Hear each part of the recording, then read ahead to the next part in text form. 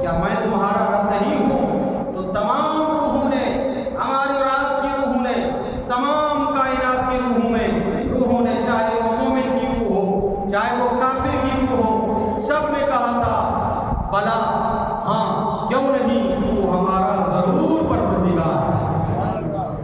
وہ الگ بات ہے کہ دنیا میں آ کر لوگ وعدے سے مکر گئے اور آج کفر اختیار کر لیا، لیکن اس عالم ارواح میں جو لفظ بلا کو ذکر کیا تھا، آج جب اللہ کے پیغمبر، اللہ کے خلیل حضرت ابراہیم علیہ السلام کو جب رب العالمین نے یہ سوال کیا اولم تؤمن، حضرت ابراہیم خلیل اللہ علیہ السلام نے عرض کی پروردگار عالم، تو نے جو ہم سے عالم ارواح میں وعدہ لیا تھا اسی وعدے پر قائم ہوں، بلا ضرور بالضرور مجھے اس پر ایمان ہے۔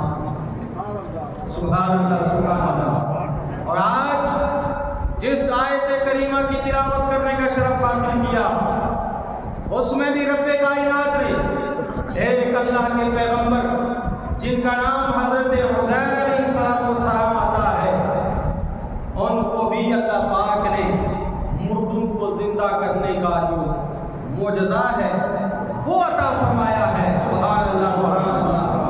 حضرت عزیر علیہ السلام کی عمر کتنی ہے؟ 40 سال۔ توجہ رکھنا، سونا نہیں، توجہ۔ عمر کتنی ہے بولیے؟ 40 سال۔ اللہ کے پیغمبر ہیں، اللہ کے نبی ہیں، اللہ اکبر کبیرہ۔ جس طریقے سے آج فلسطین کے مسلمانوں پر ظلم ہو رہا ہے، ایک وہ دور تھا جب بخت نصر کا پوری دنیا میں بادشاہ گزرا ہے، اس کا دور تھا۔ اس نے بیت المقدس پر حملہ کیا اور بیت المقدس کو پامال کیا معاذ اللہ، اور وہاں کے جو بنی اسرائیل تھے ان کو 3 گروہوں میں تقسیم کیا۔ کتنے بولیے؟ 3 گروہوں میں۔ ایک گروہ کو اس نے قتل کر ڈالا، دوسرے گروہ کو اس نے غلام بنا ڈالا، تیسرے گروہ کو اس نے قید میں ڈالا۔ توجہ ہے؟ تو جو گروہ اس بخت نصر ظالم کافر جابر بادشاہ نے قید میں ڈالا تھا، انہی قیدیوں میں 2 پیغمبر، ایک کا نام حضرت عزیر علیہ السلام اور دوسرے کا نام حضرت دانیال علیہ السلام۔ سبحان اللہ، سبحان اللہ۔ اپنے بیٹوں کا نام پیغمبروں کے نام پر رکھا کرو۔ بہت سارے لوگوں کا نام دانیال بھی ہے، دانیال بڑا پیارا نام ہے، عزیر بھی بڑا پیارا نام ہے۔ یہ 2 برگزیدہ ہستیاں ان قیدیوں میں تھے۔ تو جب قید کی صعوبتیں برداشت کی، ایک دن ایسا آیا کہ اللہ پاک نے ایک بادشاہ کو بھیجا اور اس کے ہاتھ پر اللہ پاک نے بیت المقدس کو فتح کر دیا۔ سبحان اللہ۔ دعا کرو کہ ایسا بادشاہ کوئی آ جائے اور اسرائیل کو اللہ تباہ و برباد کر لے اور ہمارے قبلہ اول کو اللہ پاک آزاد فرما۔ اور انشاءاللہ آئے گا وہ وقت، آئے گا کہ ہمارا بیت المقدس ان کے ناپاک ہاتھوں کو اللہ تباہ کرے گا، ان سے آزاد فرمائے گا، اور وہاں اللہ کی مرد مجاہد ضرور آئے گا۔ حضرات محترم، حضرت عزیر علیہ السلام اور حضرت دانیال علیہ السلام ان قیدیوں میں تھے۔ جب وہ بادشاہ آیا، اس نے اس بادشاہ کی فوج کو تباہ و برباد کیا، فتح کر لیا، فتح کا پرچم بلند کیا اور بیت المقدس پر اسلام کا جھنڈا گاڑ دیا۔ سبحان اللہ۔ کچھ عرصہ کے بعد جس طریقے سے آج آپ دیکھتے ہوں گے سوشل میڈیا پر بیت المقدس اور فلسطین و غزہ کی حالت کیا ہے، جب آپ دیکھتے ہیں بڑی بڑی فلک شگاف عمارتیں زمین بوس ہو چکی ہیں، ایسا لگتا ہے کہ یہاں کہیں کبھی بھی آبادی نہ ہوئی ہے اور نہ ہوگی۔ یہی حال تھا اس عالم میں، اور یہ حضرت عزیر علیہ السلام کا واقعہ حضرت عیسیٰ علیہ السلام کے تشریف لانے کے 600 سال پہلے کا۔ سبحان اللہ۔ اب کا ہے بولیے، تاریخ کی باتیں آپ یاد رکھا کریں۔ 600 سال پہلے کا واقعہ ہے. حضرت عزیر علیہ السلام گزرتے ہیں، آپ کا گزر ہوتا ہے، اور آپ نے جب اس بستی کو دیکھا، توجہ ہے، بستی کو دیکھا، بستی اجڑ گئی ہے، ویران ہو گئی ہے، لگتا ہے کہ یہاں کوئی نہ پہلے انسان آیا تھا اور نہ کبھی قیامت تک یہاں پر کوئی انسان بسے گا. یہ حالات دیکھ کر حضرت عزیر علیہ السلام آگے بڑھتے ہیں، دیکھتے ہیں کہ میرے جو درختوں کے ہیں وہ لدے ہوئے ہیں مگر کھانے والا کوئی نہیں.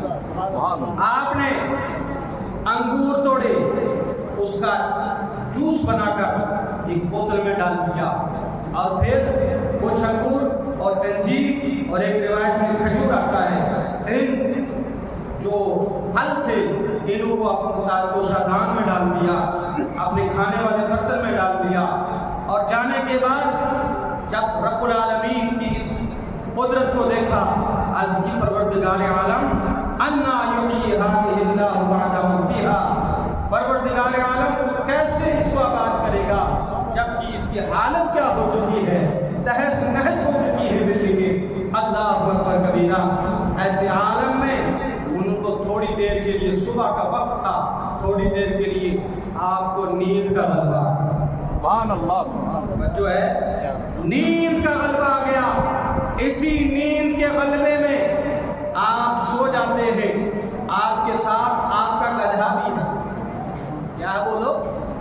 گدھا تو جانتے ہو نا، اس پر سوار ہو کر آپ چل رہے تھے، گدھا آپ کے ساتھ ہے، اس کو باندھ دیا. آپ کے پاس انگور کا جوس تھا، اس طرح نہیں سمجھ میں جوس تھا، وہ سائڈ پہ رکھ دیا، پھل تھا وہ بھی سائڈ پہ رکھ دیا. آپ نیند کی حالت میں اللہ پاک نے ملک الموت علیہ السلام کو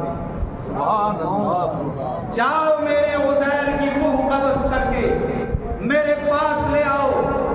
حضرت عزیر علیہ السلام کی سونے کی حالت میں اور روح کو نکالا گیا اور رب العالمین کی بارگاہ میں لے جایا گیا.